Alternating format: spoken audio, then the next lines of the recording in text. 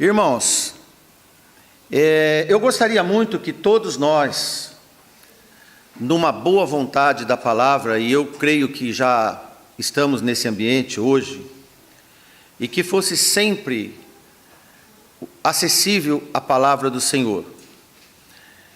E quero dizer aos irmãos, e você que está aqui, não a nós, não só no que eu penso, no que entendo, e na minha própria concepção que eu possa ter, isso nos meus conceitos.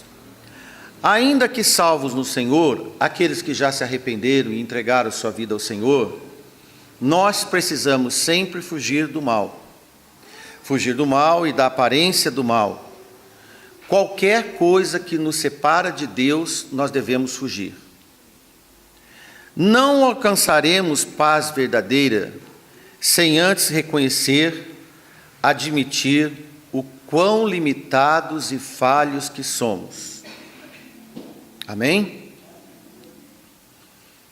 Não podemos vencer o pecado sem reconhecer a condição de pecador. Isso é um ponto importante para nós. Se lutamos contra o que nos faz pecar, bem fazemos, ainda que isso não nos salva e nem nos torna melhores que os demais. Essa batalha interpessoal com essas entidades, esses indivíduos, ela é sempre e vai ser árdua. Sempre será até o dia do Senhor. E a entidade não se trata só de um indivíduo, mas pode tratar de um grupo. Em Efésios capítulo 6, no versículo 10, o apóstolo Paulo dirige a igreja da seguinte forma: no demais, irmãos meus, fortalecei-vos no Senhor e na força do seu poder. Só o Senhor pode nos dar força. Revesti-vos de toda a armadura de Deus, para que possais estar firmes contra as astutas ciladas do diabo. Então eu digo, das entidades.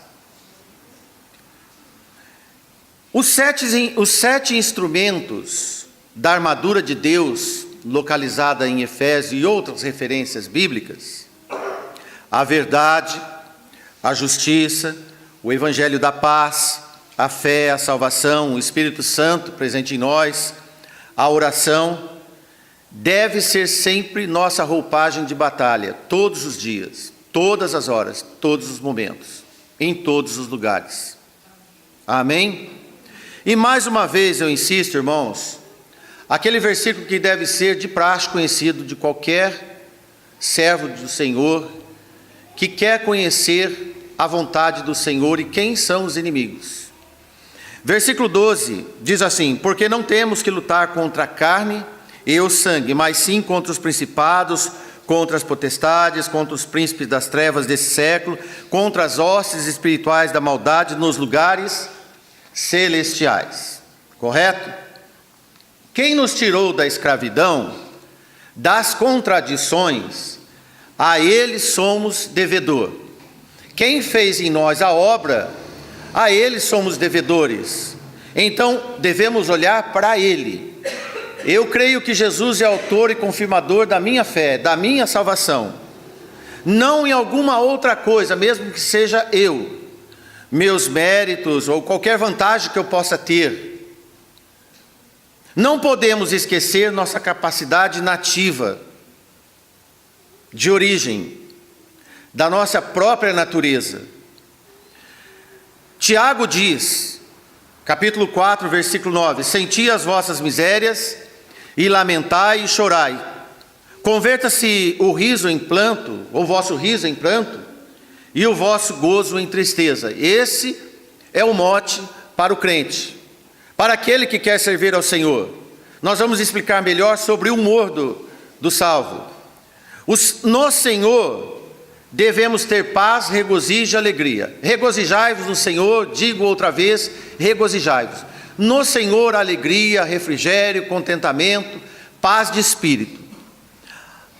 Em nós, ausência de paz de espírito, tristeza e lamento. Nós precisamos distinguir que nós não temos autoria nenhuma. No Senhor, toda segurança. Em nós, plena insegurança. Mas não é tão fácil assim para nós. Quando nós esquecemos princípios do Senhor, automaticamente nós retornamos em nós mesmos. Nós olhamos para nós, como diz um estimado pastor, nós nos tornamos encismados, em ensimesmamento, cheios de si. E o Senhor não aprova esse tipo de atitude. Lá em Hebreus capítulo 12, para enriquecer mais nosso comentário, nosso sermão, Hebreus capítulo 12, versículo 2 diz: olhando para Jesus, autor e consumador da fé, o qual pelo gozo que lhe estava proposto, suportou a cruz, desprezando a afronta, e assentou-se à destra do trono de Deus. Só ele fez isso. Eu não fiz, a igreja não fez, nenhum mártir fez. Então eu devo olhar para Jesus, que é o autor e consumador da fé. Então ele fez a obra por mim. E ainda o autor de Hebreus diz: considerai, pois, aquele que suportou tais contradições dos pecadores contra si mesmo, para que não enfraqueçais, desfalecendo em vossos ânimos.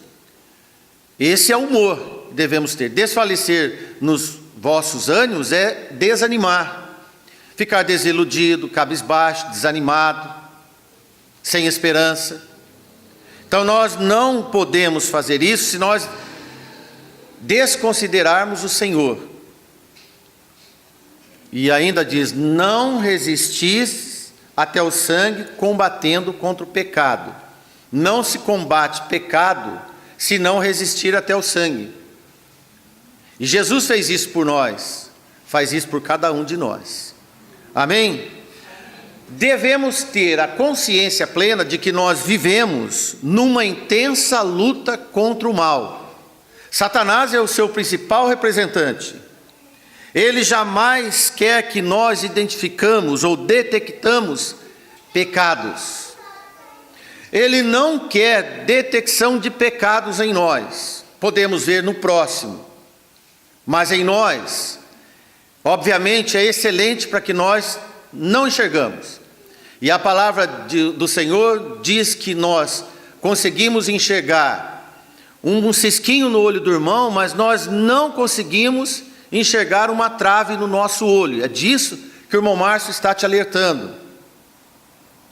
Satanás quer que sempre nos entreter nas nossas justificativas e ater-se os nossos olhos no erro do próximo. Isso é normal, irmãos, não se espante com isso. É natural que isso aconteça, mas nós devemos reverter isso no Senhor. Ele quer manutenção das nossas ilusões e da nossa ignorância, sem que nós tenhamos conhecimento disso.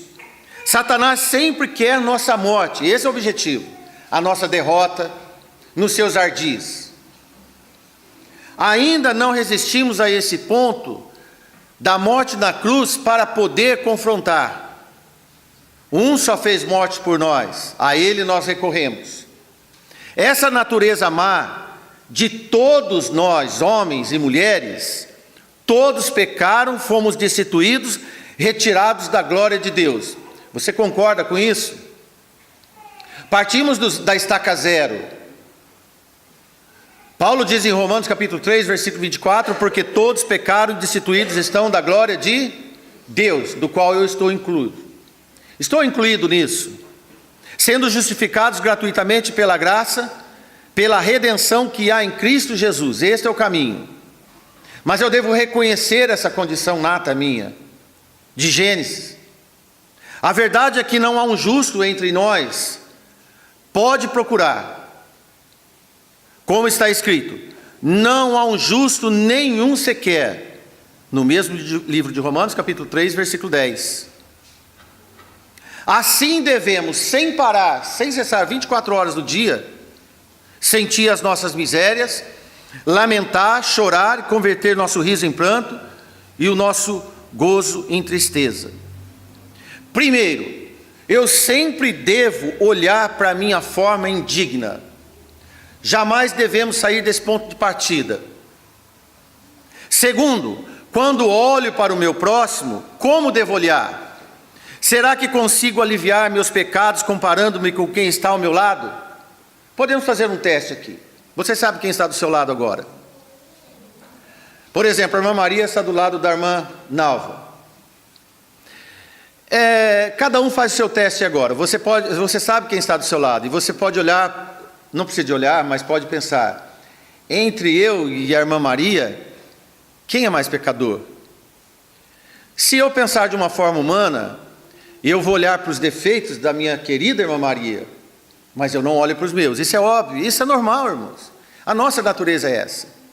Então, quando eu faço comparação, é uma metodologia que Satanás aprova, mas o Senhor reprova, para me consistir em alguma condição acima do próximo.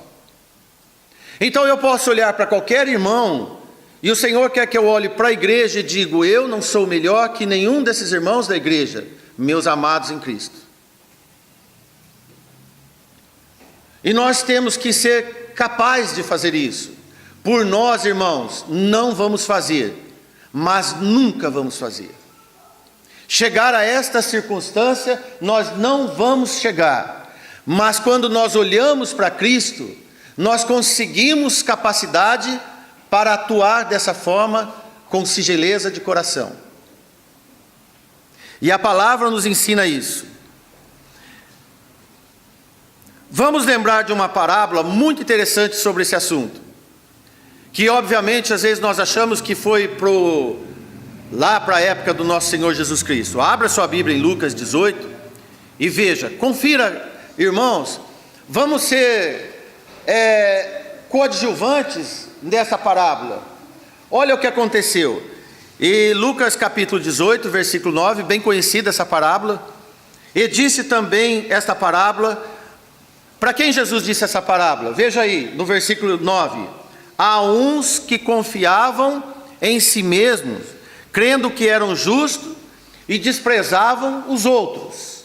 Por isso que eu pedi, pensa no seu lado, irmão. Pensa em qualquer pessoa que você acha que não é merecedor. Jesus dirigiu essa parábola a essas pessoas que confiavam em si mesmos, tinham autoconfiança, eram cheios de si. Crendo que eram justos, eles criam, irmãos. Havia sinceridade na crença deles. Criam que eram justos e por crer que eram mais justos que os outros, obviamente havia desprezo. Então Jesus disse, 2 homens subiram ao templo para orar, um fariseu e o outro publicano. O fariseu, estando em pé, orava consigo desta maneira: ó Deus, graças te dou porque não sou como os demais homens.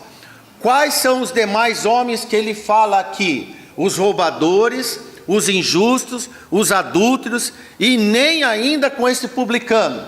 Meu irmão, você já olhou para um presidiário? Você já olhou para um assassino? Você já olhou para uma pessoa má, mas má mesmo? E falou assim para você mesmo: Senhor, eu quero dar graças porque eu não sou igual a ele. Eu sou melhor que ele, sou mais digno que ele. Eu sei que ele vai para o inferno, mas eu não. Será que nós fazemos isso? E Jesus continua dizendo a autoafirmação dele: pura religião, pureza pura, jejuo 2 vezes na semana, dou os dízimos de tudo quanto possuo. Ele era honesto.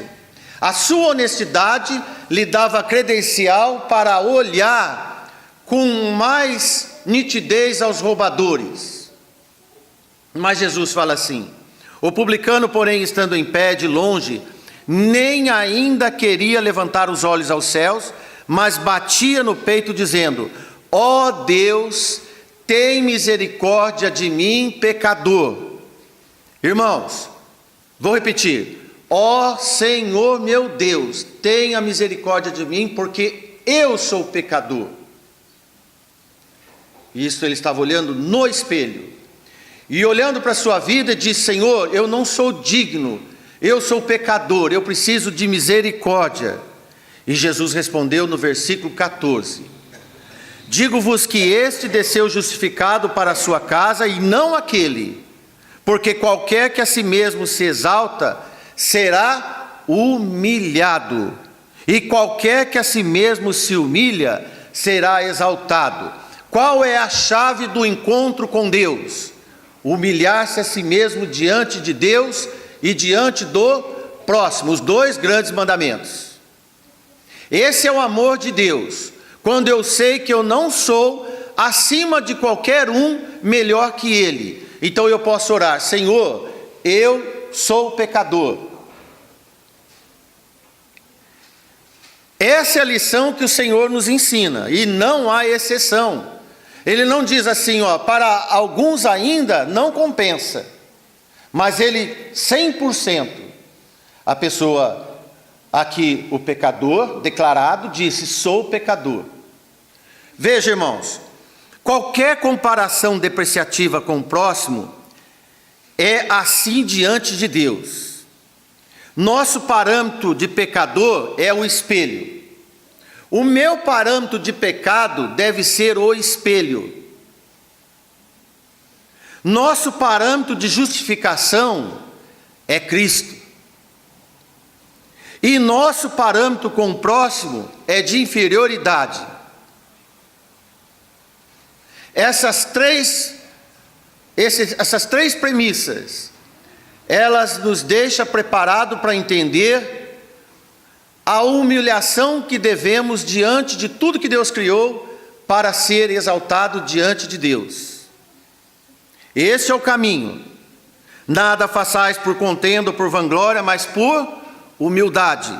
Cada um considere os outros superiores a si mesmo, diz Paulo em Filipenses 2:3. Cada um considere os outros superior a si mesmo. Quem nos faz de nós alguma coisa é o Senhor, sempre, não eu. Humilhai-vos perante o Senhor e Ele vos exaltará. Veja como Jesus mudou nos salvos a maneira inédita de chegar à filiação de Deus. Isso é uma maneira inédita de chegar-se a tornar, a afiliar-se como filhos de Deus. Então Jesus disse no Sermão do Monte, quando ele comentava o que era dito. Jesus, quando reuniu com a multidão no Sermão da Beatitude ou no Sermão da Montanha, e ele disse assim, e ele comentava o que era dito, o que era comum entre o povo e aceitável, e olho por olho, dente por dente, Mateus 5:38. Esse ditado é conhecido entre nós até o dia de hoje. Ele é executado, ele é consenso, e é uma lei de acerto, equilibra.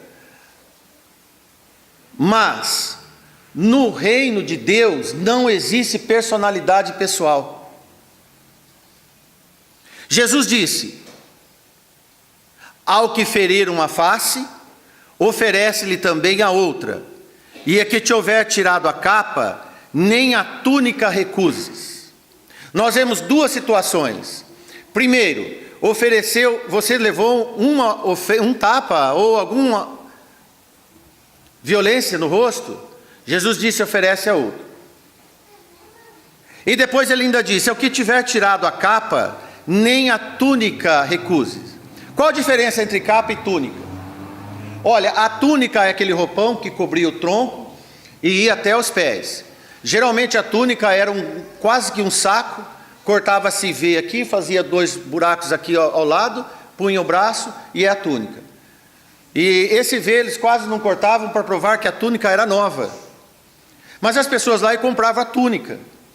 E em cima da túnica ia a capa. Aos ricos tinha ainda o privilégio de ter um manto.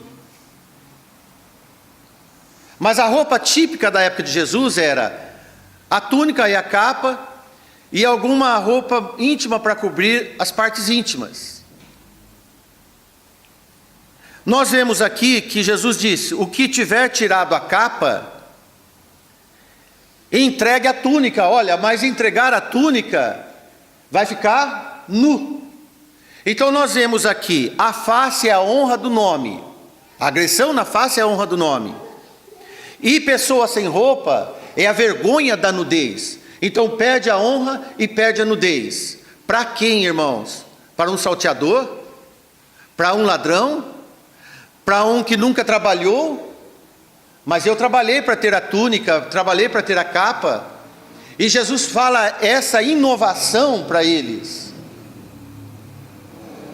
Mas então, irmãos, o Senhor quer mostrar para nós que quer humilhação por inteiro, tanto na desonra quanto na vergonha. Jesus não para por aí. Vamos ver o relatório completo em Mateus capítulo 5, depois a partir do versículo 41. E Jesus continua, aqui diz ele: e se alguém te obrigar a caminhar 1 milha, vai com ele 2, 1 por 2, 100%, dobre a pernada. Para onde vai? Se obrigou, vai. De quem te pedir, não te desvie daquele que quiser que lhe empreste, tanto quem pede e quanto quem quer emprestado. Irmãos, você desvia de alguém porque sabe que aquela pessoa precisa de ajuda, ou porque ele vai pedir dinheiro emprestado seu? Versículo 43, ouviste que foi dito: amarás o próximo e odiarás o seu inimigo. Olha, odiar o próximo e amar o seu inimigo, ele fazia muito páreo com olho por olho, dente por dente. Jesus repete agora: ouviste o que foi dito que circula entre vocês. Muitos irmãos podem parar por aqui e dizer: olha, já está demais. Mas Jesus contrapõe essa lei fácil: amar os amigos. Olha o que Jesus diz: eu porém vos digo, veja o versículo 44, eu porém vos digo, não é o irmão Márcio, não é a igreja, mas Jesus, o meu Salvador, disse assim. Ele disse 4 coisinhas para nós, além do que nós já lemos. Você quer ouvir? Vamos ver o que Jesus fala. Primeira, desculpa dar a expressão coisinha, porque quando passa reto, porque nós não damos muita importância para aplicar às nossas vidas, mas importantes para nós. Nós estamos montando uma identificação de quem se humilha para ser exaltado. Primeiro ato: amai a vossos inimigos. Não é, irmãos, ficar em stand-by com as pessoas. Olha, ele de um lado e eu do outro. Amai seus inimigos. Não é ficar indiferente, é dever de amar inimigo. Não é só oferecer a outra face, mas morrer de ódio. É amar quem te fez isso. É amar quem levou a sua capa e ainda teve a coragem de levar a sua túnica. Segundo ato: bendizei os que vos maldizem. Irmãos, olha aqui para mim. Alguém já falou mal de você algum dia? Já, até mentindo, porque às vezes eu ouço: mas mentiu. Então, e agora?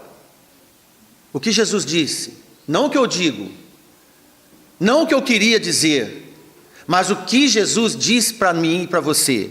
Olha o que Jesus disse: bendizei os que vos maldizem.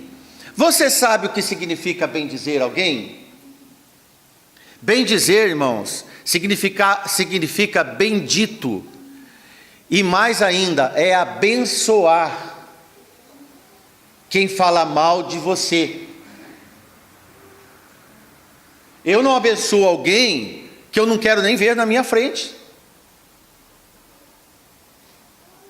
E Jesus fala: abençoar, meus irmãos, não é devolver ofensa, e nem ficar, eu fico aqui, deixa do lado do outro, mas é abençoar nas minhas orações, eu devorar por aquele que feriu a minha face, aquele que é inimigo meu. Senhor, eu peço que o Senhor ajude essa pessoa, que o Senhor derrame ainda nele uma bênção, para que possamos um dia entender melhor o que o Senhor quer de nós. Estevão, meus irmãos, o primeiro mártir, o diácono Estevão, foi apedrejado, e quando ele foi apedrejado, ele fez isso. Senhor, não impute pecados, porque eles estão na ignorância. Você é capaz de entender que quem maldiz, fala mal de você, inventa as coisas de você, são pessoas que estão na ignorância? Se você não faz isso, você não é ignorante, mas não sente no pódio, porque você não tem a ignorância do próximo. Ore por ele. Terceiro ponto, fazei o bem aos que vos odeiam.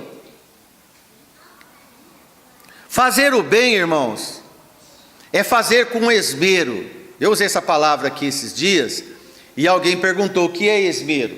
Eu sei dessa palavra esmero desde quando era adolescente, quando eu trabalhei numa gráfica, e usava. Esmero é com cuidado, com gosto, com capricho.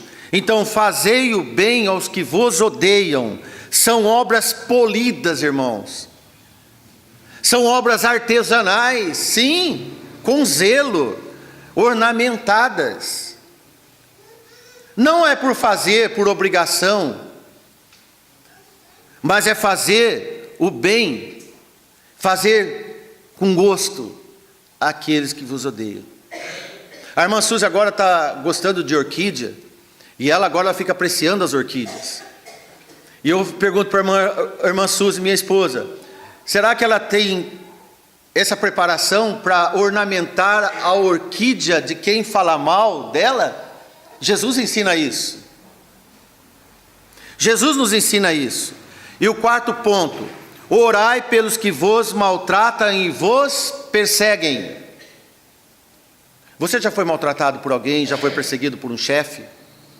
Já foi perseguido por um chefe? Já foi perseguido por um familiar? Já foi perseguido por um vizinho que não gosta de você, ele joga o lixo na sua casa, ele faz um monte de coisa, aquele parente que gosta de te provocar, o que você tem feito por ele? Tem orado por ele, meu irmão, que é um dos 7 instrumentos das armaduras de Deus? Fazer as boas obras para quem odeia, para quem maltrata, orar. É fácil orar pelos meus filhos. Meus filhos pedem oração para mim quase todos os dias. É muito fácil orar por eles. E deve ser normal para qualquer um de nós.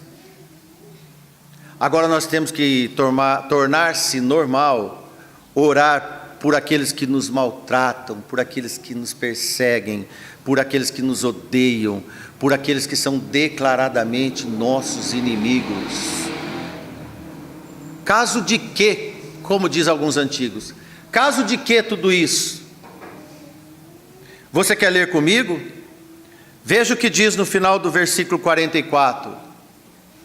Para que sejais filhos de Deus, vosso Pai que estás nos céus. Você quer ser filho de Deus de verdade, meu irmão, minha irmã? Você quer ser filho de Deus mesmo? Tem certeza que você quer ser filho de Deus? Então siga as palavras de Jesus. Veja o que ele diz no versículo 45. Porque faz com que o sol se levante sobre maus e bons, e a chuva desça sobre os justos e injustos. Se o Senhor dá chuva sobre os justos e sobre os injustos, por que, irmão, eu vou desejar que a colheita do injusto morra na seca? Será que o Senhor está falando outra coisa, me ensinando uma coisa, e eu estou fazendo exatamente a outra, e me autodeclaro filho de Deus? Uso a palavra, me autodeclaro filho de Deus. Você pode estar pensando nesse momento, eu sei disso, que quase todos nós estamos pensando nisso. Quando o irmão Márcio começou a preparar essa pregação, eu comecei a pensar em mim. E escrevo por mim. É difícil. Aliás, impossível para mim. Você não sabia disso tudo, irmão? Complicado, difícil, exige muito para mim. Mas essa, meus irmãos, é a atitude certa da autoanulação, da não justificação das nossas boas obras. Nossas boas obras não valem nada se não for por Jesus. Sim, devemos perder nossa honra, sim. Devemos perder nossa capa, nossa túnica, nosso orgulho. Devemos perder tudo isso, irmãos, aqui na terra, para ganhar nos céus a glória eterna. Amém? Para ganhar a glória eterna, para ser filhos do Deus Altíssimo. Qual é o evangelho que você aprendeu até hoje? Qual é o evangelho que essa igreja tem pregado até hoje? Talvez nós não prestamos atenção nele. Eu sei que esses pastores que estão sendo desejados para ser ouvidos, stand-ups, possivelmente vai ser muito difícil ele falar isso. Mas nós estamos te falando porque está escrito na palavra do Senhor. Eclesiastes diz que há tempo de abraçar, há tempo de afastar, tempo de buscar e tempo de perder, tempo de rasgar, tempo de costurar, tempo de coser, tempo de estar calado, tempo de falar, mas não fala nada, nada, nada de desejar o mal para alguém.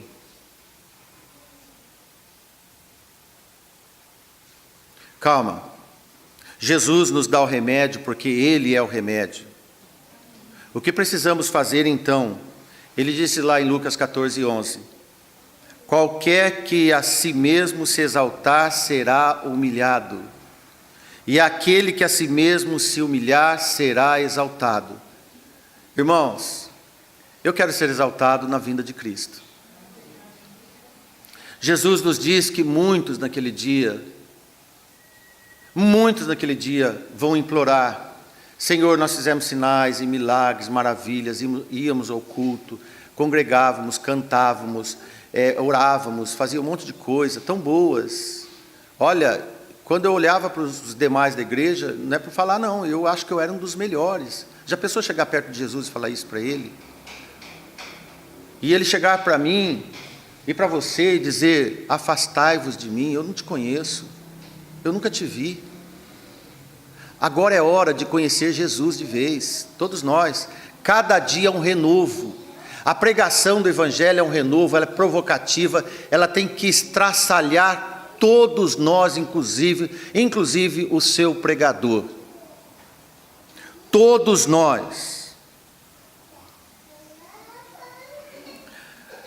Algumas coisas nos afastam e são mais comuns de não nos levar ao reconhecimento que somos pecadores. Falta de comunhão e intimidade com Deus. Podemos achar que temos intimidade e comunhão com Deus, mas na verdade nós estamos tendo comunhão e intimidade conosco, comigo, com os meus amigos. Há uma autoafirmação recíproca, e aí eu excluo os que não fazem parte do meu grupo. Eu tenho falado para os irmãos, na última pregação de Filipenses, nós pregamos sobre os pregadores que pregam em inveja e porfia, e Paulo diz: fazem isso tudo por contenção. E Paulo diz: olha, não me importo com tudo que pregam Cristo. João chegou todo alegre para Jesus e disse: pedimos para parar de falar porque não andam conosco. E Jesus falou: deixe que fale de mim, porque quem está comigo não fala mal de mim.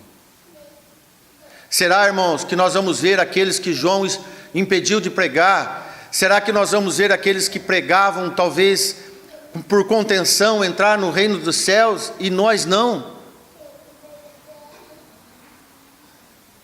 Falta de meditação e conhecimento da palavra de Deus.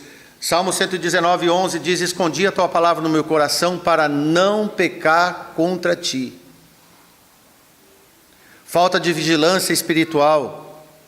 Vigiai e orai para que não entreis em tentação. Na verdade o espírito está pronto, mas a carne sempre cobra a nossa justiça, porque a carne é fraca. Tira, irmão, tira, irmã, eu sou assim mesmo, não esqueça, você é assim mesmo. Jesus morreu para você não ser mais assim. Jesus morreu para a gente ser diferente.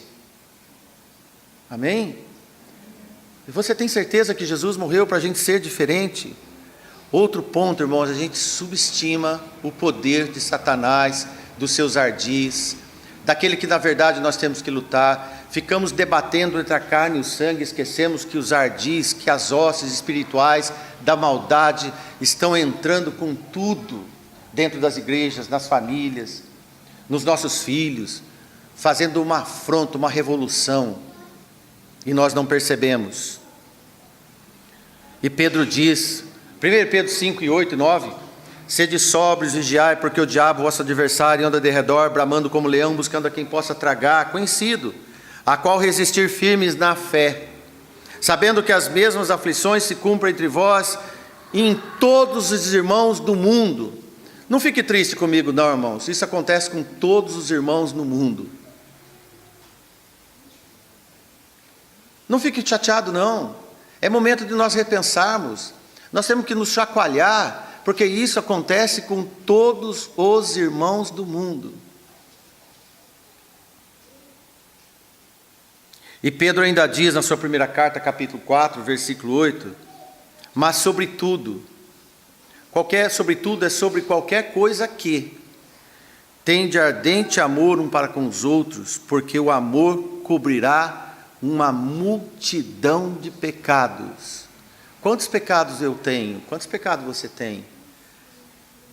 Você quer perdoar pecados que nem você sabe que existe? Olha que regrinha, que atitude tão simples. Você quer, meu irmão Renan, que seja perdoados os pecados que você cometeu, que nem você sabe que cometeu? Quer, irmã Geni, irmã Vani? Pedro diz, assim, o amor cobre o que nós nem sabemos que existe. Porque o Espírito do Senhor, Ele geme interferindo com gemidos inexprimíveis para tirar de nós qualquer pecado da ignorância, sendo hospitaleiros uns com os outros, sem murmurações. Reclamar, murmurar um do outro, irmão, não perde tempo com isso não. Jesus é tão bom para nós. Ele não reclamou de nós, Ele nos amou. Se Ele não reclamou de mim e me amou, por que eu vou reclamar dos meus irmãos? Por que eu vou reclamar da minha esposa? Por que eu vou reclamar do meu chefe? Por que eu vou reclamar da vida? Cada um administre aos outros com o dom como recebeu, como os bons dispenseiros da multiforme graça de Deus. A graça salvadora, ela é multiforme em cada um de nós. Se dissermos que não pecamos ou que não temos pecado, enganamos a nós mesmos e não há verdade em nós. Se confessarmos os nossos pecados, Ele é fiel e justo para nos perdoar os nossos pecados e nos purificar de toda injustiça. Se dissermos que não pecamos, fazemos mentiroso e a sua palavra não está em nós. 1 João capítulo 1, versículo 8, 9 e 10. Se dissermos que, mas se confessarmos os nossos pecados, Ele é fiel e justo para nos perdoar. Se andarmos na luz como Ele na luz está, temos comunhão. Temos comunhão uns com os outros. Sabe o que acontece quando eu tenho comunhão uns com os outros, irmãos? Um ato maravilhoso acontece na sua vida. Sabe o que acontece na nossa vida quando nós temos comunhão uns com os outros? O sangue de Jesus Cristo, seu Filho, nos purifica de todo o pecado. O sangue de Jesus Cristo nos purifica de todo o pecado. Irmãos, não é sacrifício, não é autoavaliação, é comunhão. A comunhão, você pode estar achando que você está muito certo, mas se não tem comunhão, está tudo errado. Nós temos que buscar rapidamente a comunhão uns com os outros. Isso é bíblico, irmãos. Tudo que nós estamos aqui dizendo a você, não é o Márcio que inventou, está escrito na palavra de Deus para os que querem servir a Deus. A palavra de Deus diz que às vezes A primeiro instante parece muito duro, parece muito difícil ouvir, mas depois vem um tempo de entendimento em que há o refrigério, discernimento, para que possamos compreender a vontade de Deus em cada um de nós, a vontade de Deus nesta igreja, a vontade do Senhor em você, a vontade do Senhor na sua família. Que Deus te abençoe.